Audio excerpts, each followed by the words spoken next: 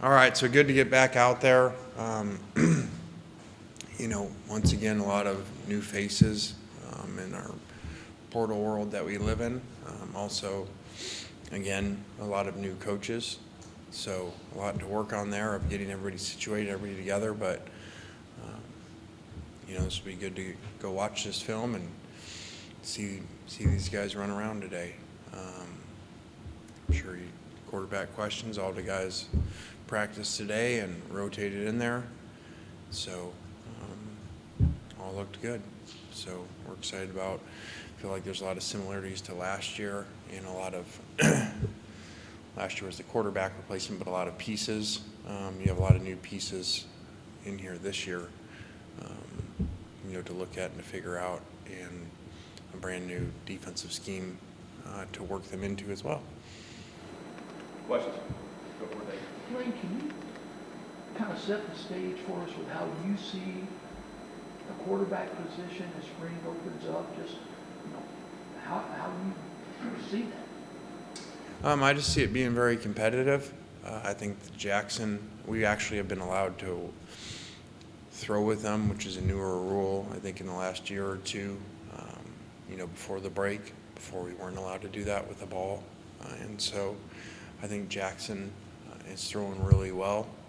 I actually was out in California. He happened to be at the same place as Knox throwing, and his dad was out there and commented on that it looks like, in the last season and the first year playing so much, to have some time to recover.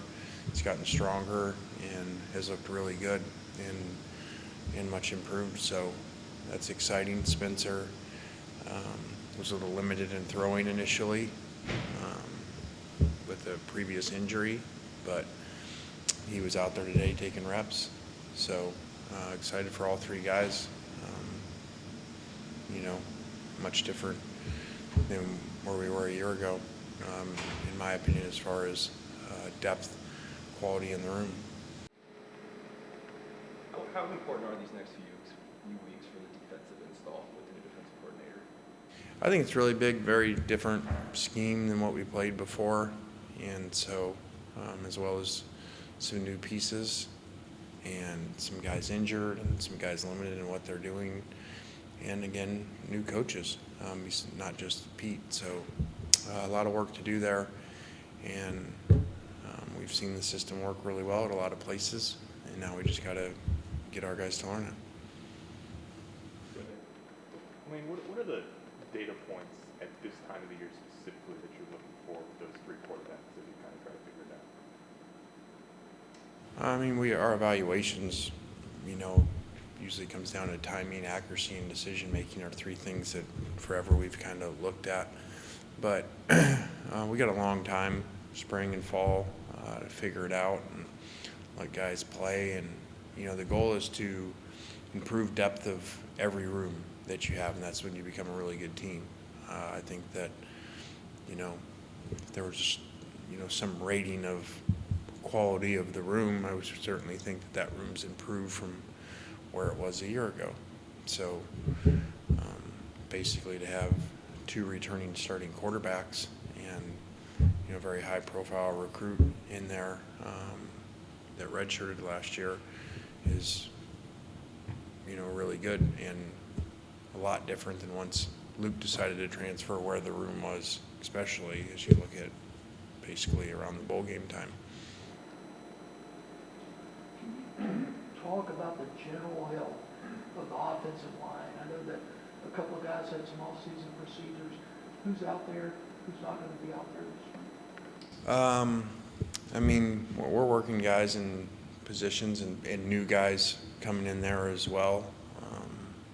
With two transfer guys, a third one on his way. So, there's a lot of things to look at there in different positions, and some guys like Jaden that'll be out, so that just gives other people opportunities. Jeremy James, he's out this spring as well. What about the status of Michael Pettis? He's fine.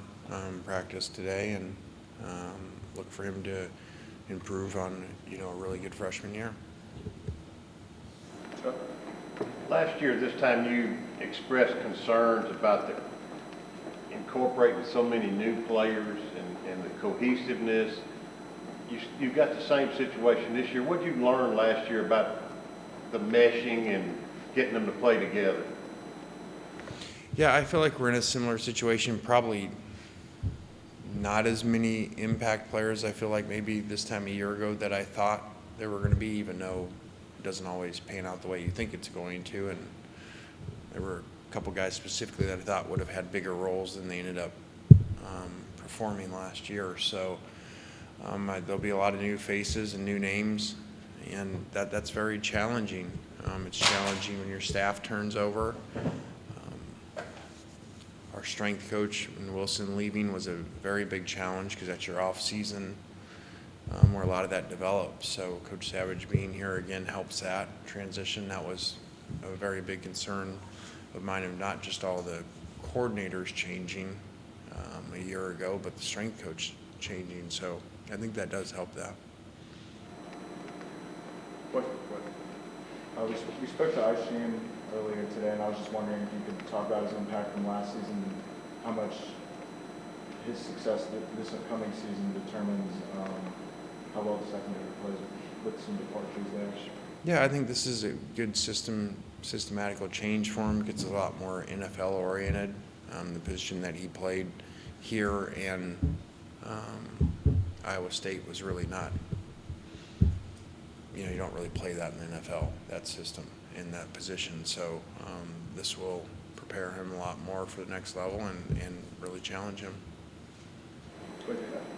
Lane, you lose Mingo and Malik, and so this spring, what are you needing to see out of that group of returners and some of these new guys that you got? Just really to play really well with the new quarterbacks, meshing in there with Jackson, and so those guys will have a lot of work to do and a lot of production to be replaced from those two outside receivers. Lane, you went out and got Jameer Lewis from Southwest Community College kind of late in the cycle. What have you seen of him from off the field workouts, and what are your expectations for Jameer Lewis? Yeah, I think sometimes, as you would know better than me, you find guys around here later in the cycle that,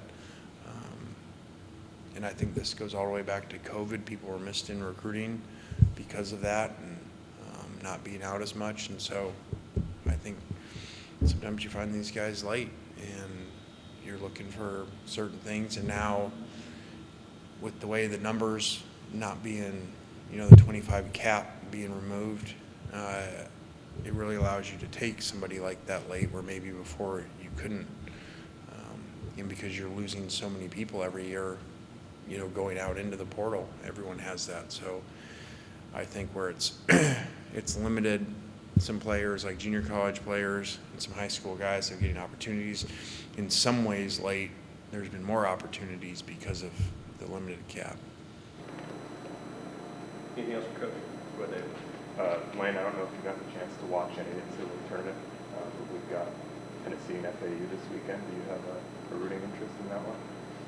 I really did not watch very much. I had a bunch of stuff with the kids going on this last weekend, so I did not get to watch very much. But I do know Dusty. He was there when I was there at FAU and hired him, and really energetic young coach, and obviously has done an amazing job there. Sure. And kind of going off that, Coach Yo, I think, was on the Bob the other day talking about how you basically talked to Kirby, kind of giving him advice. You don't mind sharing your old stuff? I mean, not that I have the answers. I just called her the other morning and just said, go to the next game. We've all been in situations where we focus too much on a big week the week before and a big upset, and just talk to her about, so what, now what, like they're going to hear the players all week are going to hear how great they are, and first time going to Sweet 16 in so many years and all that stuff, and you got to get them away from that focus and get them on to the next game, because upsets happen all the time and they're a big story at the time, and then if you don't win the next one, you forget about them. So just moving on to the next game. Not that I have the answers, but I just was thinking about her yesterday morning. Anything else for Coach? All right, guys. Have a good week. Thanks.